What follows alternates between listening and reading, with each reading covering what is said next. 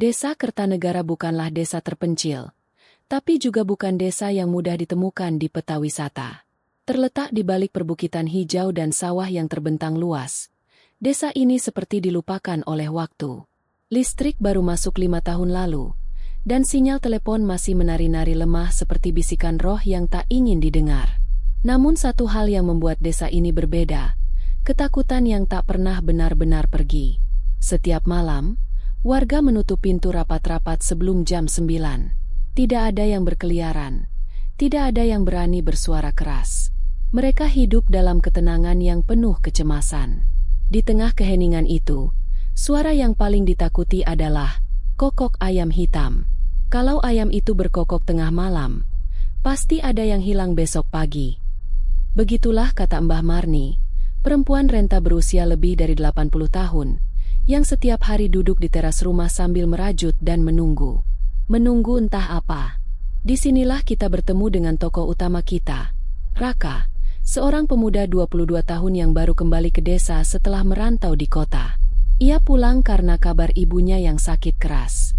Raka tak pernah percaya cerita-cerita menyeramkan tentang desa, termasuk soal ayam hitam itu. Baginya, itu cuma mitos kampung, dongeng nenek-nenek yang takut dilupakan. Namun, malam pertamanya kembali ke desa, ia mendengar sesuatu yang membuat darahnya dingin. Kokok ayam. Tepat pukul 12 malam. Dan paginya, seorang bocah tetangga, Tio, tidak ditemukan di tempat tidurnya. Tak ada jejak, tak ada suara. Hanya ibunya yang terus menangis, sambil berteriak, "Aku sudah bilang. Aku sudah dengar kokok ayam itu." Raka mulai ragu. Apakah semua ini nyata? Raka berdiri di depan rumah ibunya. Rumah kayu sederhana dengan dinding-dinding yang penuh retakan waktu. Meski langit sudah cerah, hatinya tetap berat. Bocah kecil itu, Tio, benar-benar tak ditemukan. Dan suara ayam hitam itu masih terngiang dalam pikirannya.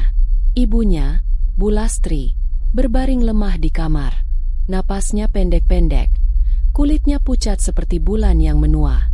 "Kau mendengarnya, kan?" bisik Bu Lastri pelan sambil menggenggam tangan Raka. "Itu bukan ayam biasa, Nak. Itu peringatan." Raka menunduk. Ini pertama kalinya ia melihat ibunya takut.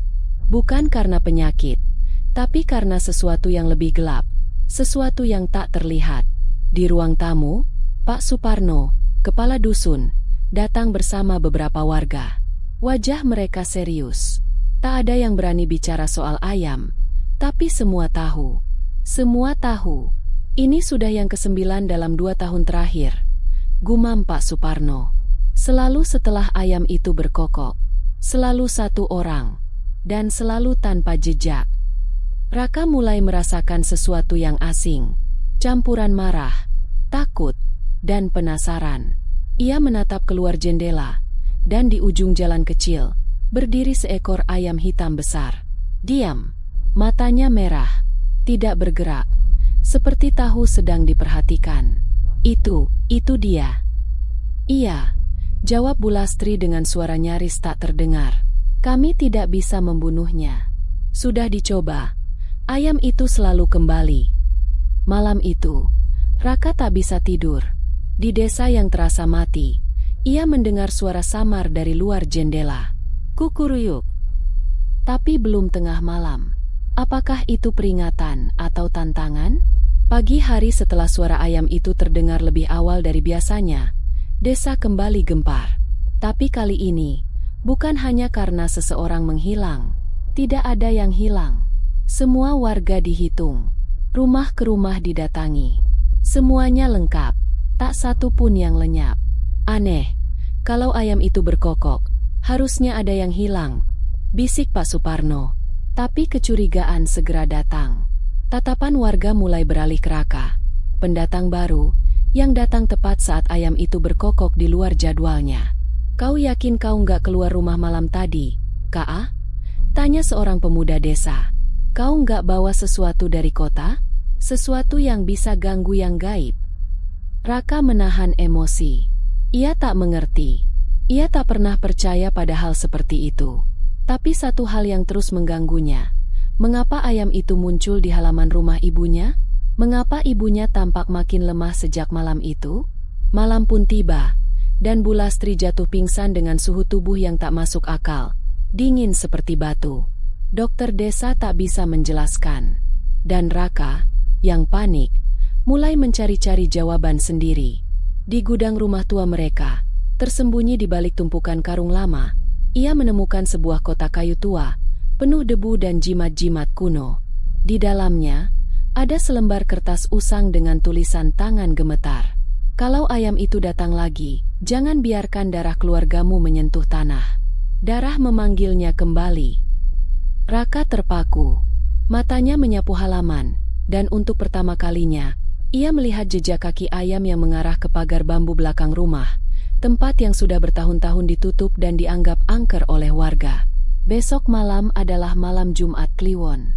Dan Raka tahu, ia harus membuka pagar itu, atau semua akan berakhir lebih buruk dari sekadar satu orang menghilang. Udara malam terasa berat. Angin berhembus dari arah hutan, membawa bau tanah basah dan bunga melati liar. Raka berdiri di depan pagar bambu tua yang selama ini ditutup rapat oleh ibunya. Pagar itu kini berderit pelan, seolah menunggu untuk dibuka. Dengan tangan gemetar, ia dorong pintu itu, dan masuklah ia ke halaman kecil yang terlupakan. Di sana, rerumputan tumbuh liar, menutupi sebuah batu nisan tua tanpa nama. Di sekelilingnya terdapat lilin-lilin hitam kecil yang sudah lama padam, dan di tengah tanah, terpancang sebuah tongkat kayu dengan bulu ayam hitam yang mengering tergantung di ujungnya. Apa ini tempat pemanggilan? Gumam Raka. Langkahnya terhenti ketika ia melihat ukiran di batu nisan itu, sebuah simbol aneh yang tak dikenalnya, tapi samar-samar terasa familiar. Ia merogoh sakunya, mengambil kertas dari kotak lama yang ia temukan semalam. Simbolnya sama.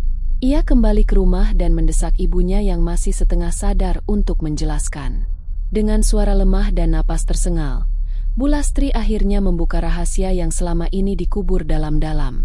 Kita, keluarga penjaga segel, K.A. Ayam itu bukan hewan biasa. Ia perantara roh korban untuk menjaga pintu agar tidak terbuka. Setiap satu orang hilang itu mencegah yang lebih besar datang. Tapi, kalau tak ada yang menghilang saat ia berkokok, segel bisa patah. Raka terduduk. Selama ini, desa hidup dalam semacam perjanjian kegelapan. Keluarganya bukan korban, melainkan penjaga neraka kecil di ujung dunia ini.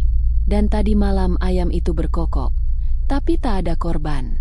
Segel mungkin sudah retak. Dari luar jendela, ayam hitam itu berdiri di pagar, menatap Raka tanpa berkedip. Dan entah bagaimana, mulut ayam itu terbuka sedikit, seperti ingin berbicara. Tapi suara yang keluar bukan suara ayam. Kau sudah membukanya. Listrik rumah padam seketika. Sejak malam itu, desa Kertanegara tidak lagi sama. Warga mulai resah.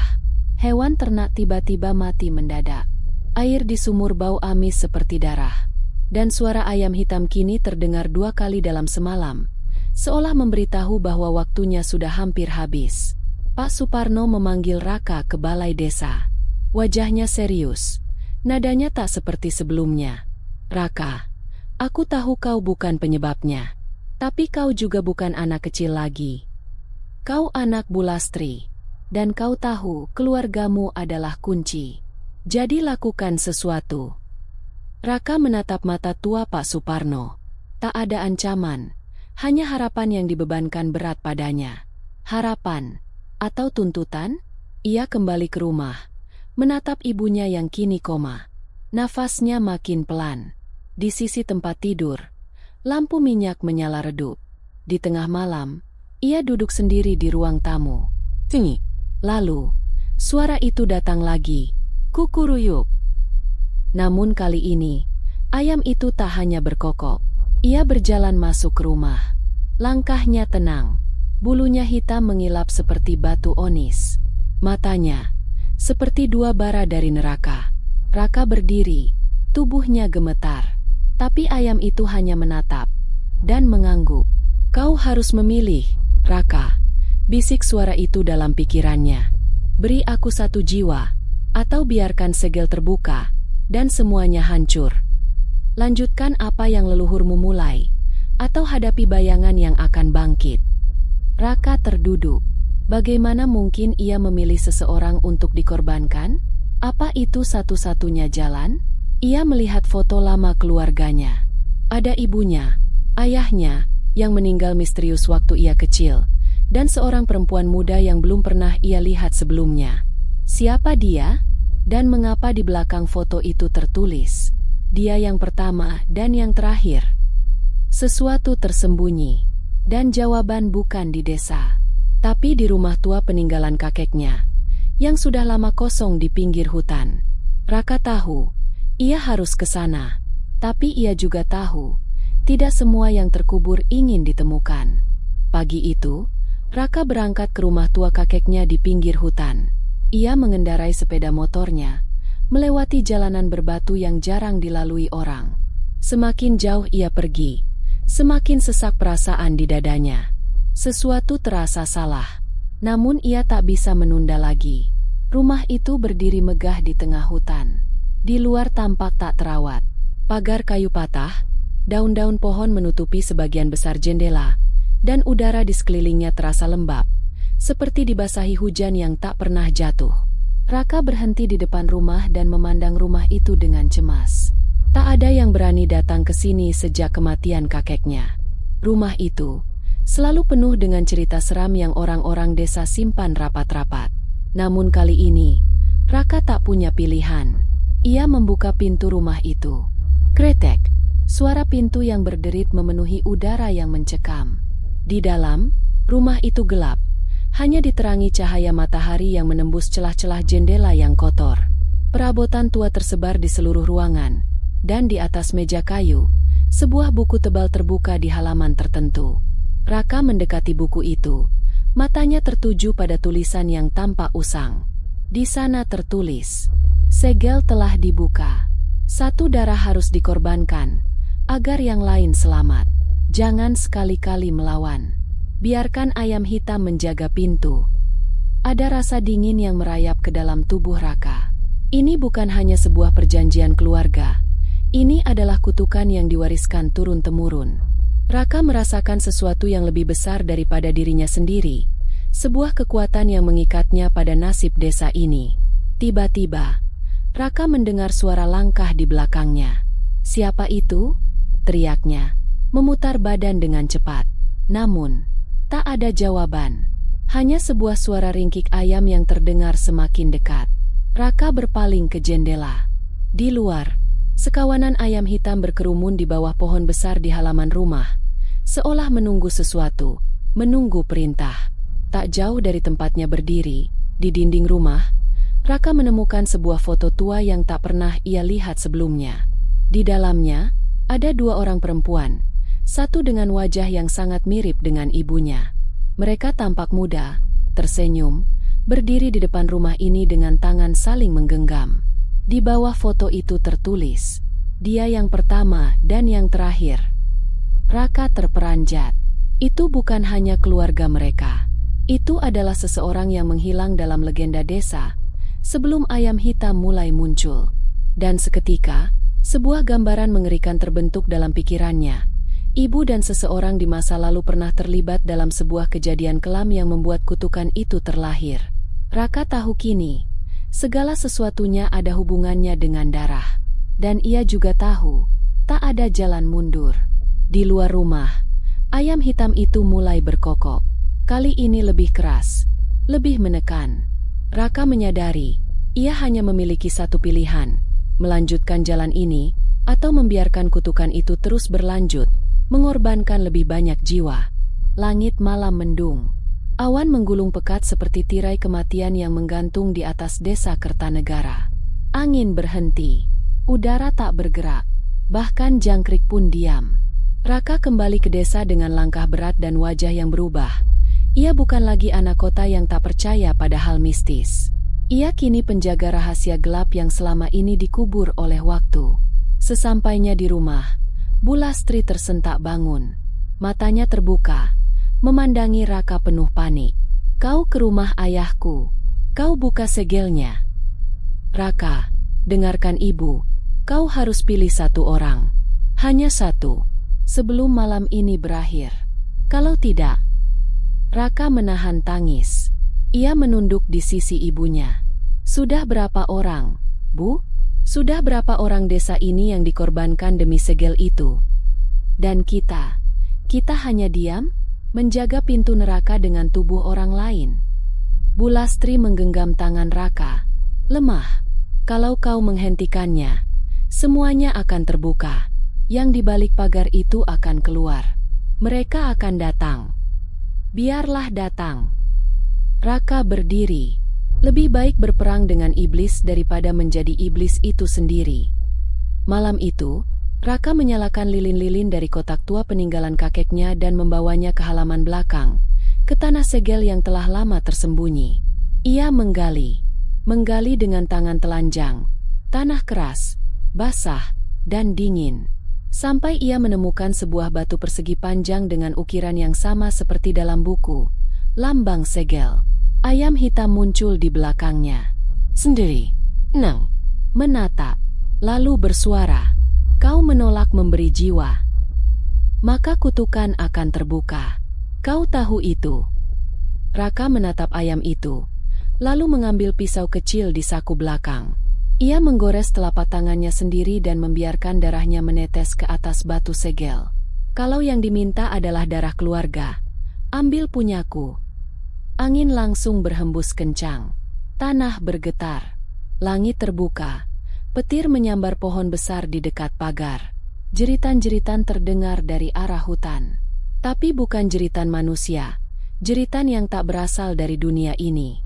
Ayam hitam mengeluarkan suara ketukan seperti lonceng kecil. Lalu tubuhnya mengepak, dan bulu-bulunya rontok satu persatu, hingga ia menguap menjadi kabut hitam. Dari tanah yang tergali, cahaya merah menyala. Segel mulai runtuh, dan dari dalam, sesuatu bergerak. Tanah bergetar hebat. Dari lubang bekas segel, kabut hitam membubung ke langit, menutupi bulan yang nyaris penuh malam itu. Udara menjadi berat, dan suara-suara mulai terdengar. Bisikan, jeritan, tawa cekikikan yang menyeramkan. Semuanya datang dari arah lubang itu. Raka berdiri terpaku. Tangan kirinya berdarah. Tubuhnya lemas, tapi pandangannya teguh. Dari dalam lubang, sesuatu merangkak naik. Makhluk tinggi kurus, matanya cekung dan menyala merah, kulitnya kelabu seperti arang, dan dari punggungnya tumbuh bulu-bulu hitam seperti ayam yang membusuk. "Akhirnya, bebas," makhluk itu berbisik. Suaranya seperti dua logam digesekkan. Makhluk itu mengulurkan tangan panjangnya ke arah Raka. "Kau yang melepaskanku. Kau, pewaris darah. Kau, tumbal terindah." Raka mundur. Jantungnya berdetak kencang. Tapi di saat itu pula, bayangan seorang wanita muncul di belakang makhluk itu. Sosoknya samar, berambut panjang, mengenakan kain putih, dan wajahnya sangat mirip dengan ibunya. "Ibu," gumam Raka. Namun bukan. Itu adalah perempuan dalam foto lama. Perempuan pertama yang dikorbankan, yang selama ini disangka hilang. Ia kini menjadi penjaga dimensi antara dunia manusia dan dunia kegelapan. "Raka." Suaranya lembut tapi menusuk. "Aku adalah korban pertama. Tapi aku juga yang pertama melawan. Kutukan ini bisa dihentikan. Tapi kau harus menyerahkan satu hal yang lebih dari nyawa, ingatanmu." Makhluk itu mendesis. "Kalau dia lupa, kau tetap terkurung. Biarkan darahnya jadi perantara." Namun Raka memilih. Ia menatap perempuan itu dan mengangguk. "Ambil ingatanku, tentang kutukan ini, tentang makhluk ini, bahkan tentang ibu. Asal desa ini bebas. Asal tak ada lagi yang hilang." Seketika, cahaya dari tubuh perempuan itu menyilaukan.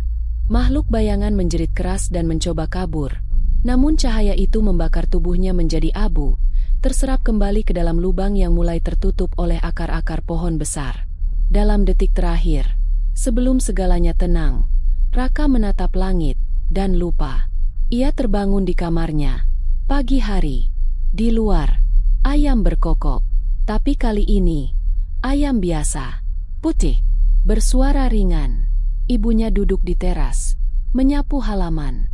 "Bangun, Raka. Udah siang, kamu bisa telat kerja." Raka mengerutkan kening. Ia berdiri, menatap tangan kirinya yang memiliki bekas luka, tapi ia tak tahu dari mana asalnya. Di pikirannya, kosong. Tak ada ingatan soal ayam hitam, soal segel, atau soal desa yang pernah diliputi kutukan. Tapi di pojok pagar rumah, seekor anak ayam hitam mengamati dari balik semak. Diam, menunggu. Pagi itu, matahari bersinar hangat. Udara segar membawa aroma daun pisang basah dan kayu bakar dari dapur warga. Desa Kertanegara terlihat lebih hidup dibandingkan sebelumnya. Raka berjalan perlahan menyusuri jalanan tanah berbatu. Ia membawa sekeranjang daun singkong dan tahu goreng dari warung ibunya, mengantar ke rumah Pak Lurah. Di sepanjang jalan, para tetangga menyapanya dengan senyum. Beberapa anak-anak berlarian sambil tertawa riang. Namun di tengah keramaian itu, Raka tetap merasa sepi. Rasanya seperti, "Aku pernah kehilangan banyak hal di sini, tapi tak bisa kuingat," bisiknya dalam hati. Sesampainya di depan rumah Pak Lurah, Raka berhenti sejenak. Pandangannya tertumbuk pada pohon beringin tua yang berdiri megah tak jauh dari sana. Di sanalah segalanya bermula. Dan mungkin, di sanalah segalanya berakhir. Ia menghampiri pohon itu, mengelus batangnya perlahan. Dan di sana, terselip di antara akar pohon, sebuah benda kecil berwarna hitam, bulu ayam. Hitam legam. Ia memungutnya, menatapnya lama, tak mengerti kenapa air matanya jatuh. Apa yang pernah kulakukan di sini? Apa yang pernah kukorbankan? Tiba-tiba, dari balik pohon, seorang gadis kecil muncul, berambut pendek, mengenakan gaun lusuh, namun senyumannya manis. "Mas Raka," katanya.